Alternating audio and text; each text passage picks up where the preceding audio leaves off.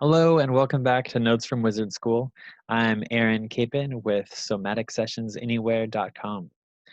And today I have a great set of notes from a interview I did with a master motivational interviewing teacher.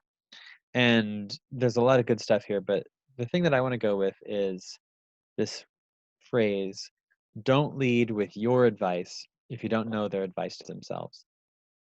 So here's the thing. A lot of people already know what to do.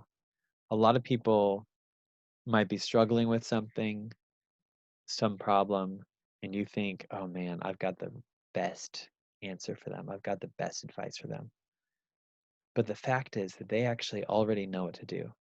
If you were to ask them, what do you think you ought to do? Or what do you think I'm going to advise you to do? People can usually tell you, oh, I should probably do this and do that and do that. The reason why they're not doing the thing isn't because they don't know what to do. It's usually because they have some ambivalence. They have an equal force pushing them in the other direction for whatever reason. So here's what happens.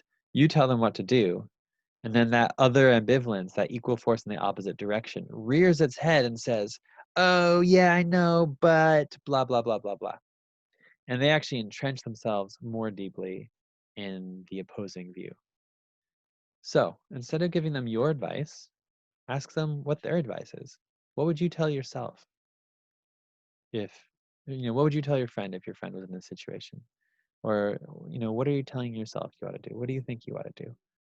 You get them to argue for the side of action. You get them to argue for the side of doing the thing.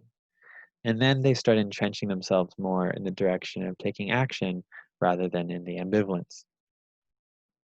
This is very contrary to all our instincts about wanting to be the wise ones who have all the answers. It's really fun to have all the answers, but there's actually research that supports the idea that being the expert, having all the answers can kind of push them in the other direction. So if you want to have all the answers, go ahead and have all the answers.